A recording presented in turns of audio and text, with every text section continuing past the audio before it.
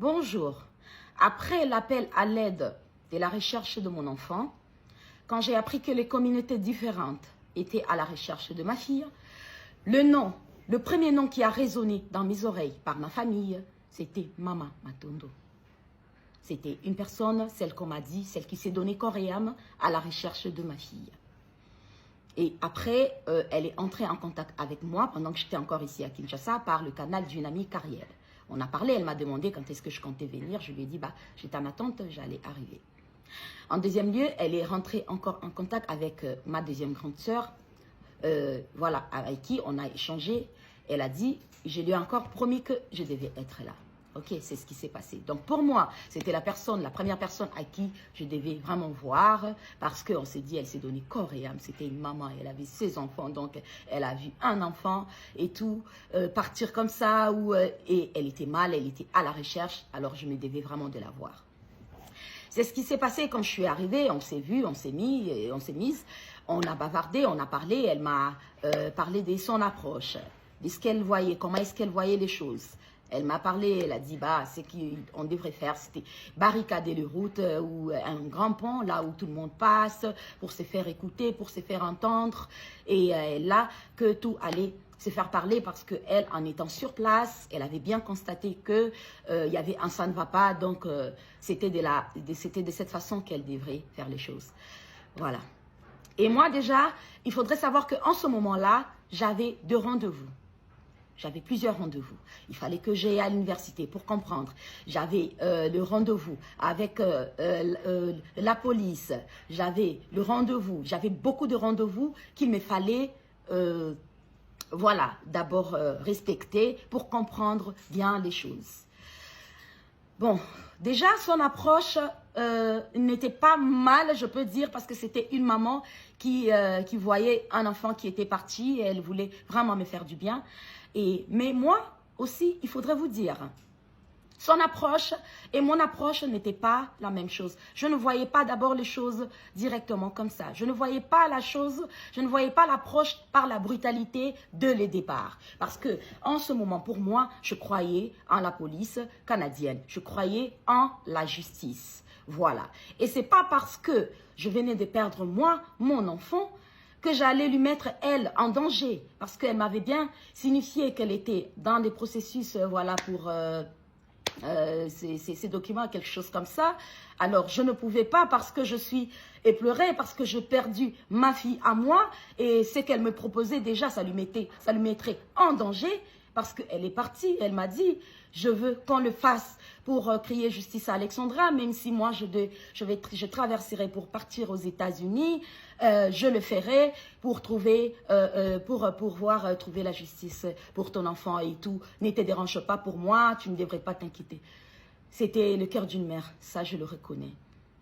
Mais moi aussi, hein, je dis, parce que je venais de perdre ma fille, que j'allais mettre les enfants d'une autre maman en danger. Il y avait ça d'abord, premièrement, mon premier point. Et elle n'en avait pas un, elle en avait 2. Je comprends que oui, ces émotions de ce qu'elle avait vécu sur place au parc et tout ce qui va avec. Mais moi, en ce moment-là, il fallait que j'honore des rendez-vous, qu'il fallait que je comprenne les choses. Voilà. Et après, ceux qui disent, je réponds à ceux qui disent que pourquoi je suis sortie maintenant?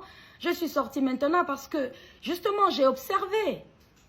Je n'avais pas de... je dis toujours que je ne suis pas quelqu'un qui diffame. Je ne suis pas quelqu'un qui est malhonnête. Je ne suis pas quelqu'un qui accuse injustement. Quand je trouvais que la police m'a fait un peu marcher et que je trouvais... Parce que je crois encore à une justice terrestre. Hein. Moi, je crois encore à la loi. Voilà, j'ai toujours cru encore à ça. Mais bon, après, j'ai vu qu'on m'a fait marcher assez longtemps. Et là, je suis sortie. Et pourquoi je suis sortie? Sachez que vous ne voyez que moi. Il n'y a que moi, la maman d'Alexandra, qui vient, qui parle. Mais je ne suis pas née d'un arbre. J'ai toute une famille, que j'ai reçu une éducation. J'ai toute une famille. Nous, on se met, on parle et parle de l'approche. Et on n'avait aucune idée que la police allait faire, n'allait pas faire le travail comme je l'écris ici. Et en ce moment encore, il fallait attendre le résultat du coroner. Mais quand le résultat du coroner a été rendu et que je trouvais qu'il y avait incohérence, je suis sortie pour vous parler, pour dire que j'avais contesté. Toutefois, toujours en contestant là, il faudrait déjà savoir que j'étais déjà dans le processus avec les avocats, avant de comprendre qu'on allait m'émarcher après et tout, et que ça n'allait pas c'est passé comme ça. Il faudrait aussi déjà savoir, quand vous entrez en contact avec les avocats, c'est eux qui prennent les choses en main, ou soit ils vous posent les questions, même quand vous entrez comme ça en contact avec eux, qu'est-ce que vous avez déjà parlé publiquement, qu'est-ce que vous avez, et vous les parlez. Ok, aujourd'hui, peut-être les monde pourraient croire que j'ai été bernée et que j'ai la justice, pardon, le combat de mon enfant n'est plus celui qui l'était. Laissez-moi vous dire que si vous n'êtes pas chrétienne, je suis chrétienne. Et ceux qui disent, c'est que je suis chrétienne, donc je crois en la justice divine. Ceux qui disent que pourquoi est-ce que j'ai ramené le corps de mon enfant au pays, il fallait que je laisse là-bas, c'est là-bas, laissez-moi vous dire que le corps de mon enfant est resté au Canada ou que je suis rentrée avec elle pour enterrer, si l'Éternel qui est là-haut dit que je n'aurai pas la justice de ma fille, je ne l'aurai pas. Si l'Éternel qui est là-haut dit que j'aurai la justice de ma fille, je l'aurai. Et il faudrait savoir que même une sortie anodine d'une vidéo, je ne la fais jamais pour rien. Je consulte le Saint-Esprit. Voilà. Donc c'est un peu ça.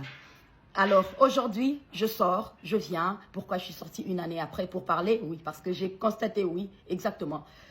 Après avoir réuni mes preuves à moi, c'est que je trouvais, après avoir confirmé mes incohérences, après avoir eu la barrière à la police canadienne qui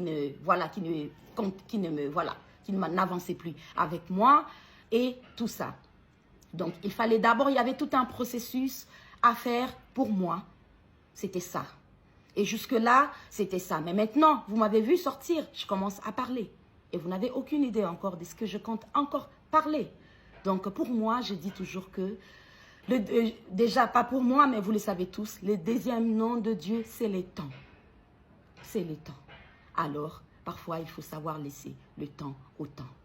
Alors, pour moi, je me dis que Maman Matondo, peu importe son approche, n'était pas la même approche que la mienne.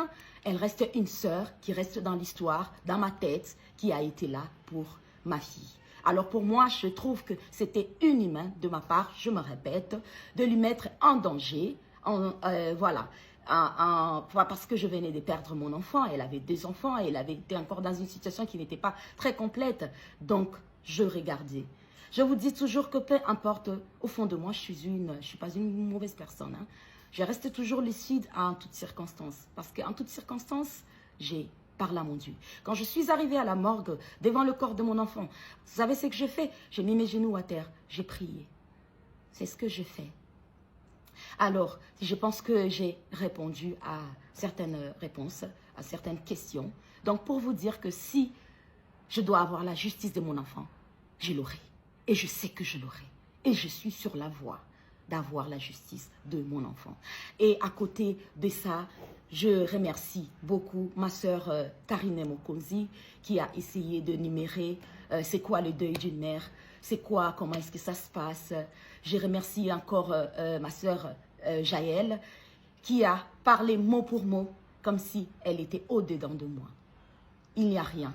Je ne sais pas qui est maintenant le milliardaire qui est affiché le numéro 1 sur Forbes parce que je ne suis presque plus connectée. Mais même si le milliardaire le plus, le numéro 1 en ce moment sur Forbes, m'ait donné tous ces milliards, cela n'apaisera pas, cela ne guérira pas la perte de mon enfant.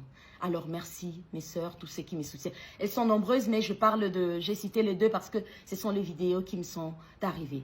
Je me devais de faire cette vidéo déjà il y a 2 jours, mais il faudrait savoir que le 15, C'était le 15 octobre, c'était la date où ça faisait 2 ans que Alexandra avait mis pied au Canada et je n'étais pas vraiment dans ma peau pour pouvoir faire le droit de réponse. Donc pour moi, ma sœur Matondo, elle reste toujours une sœur auquel je lui resterai toujours reconnaissante.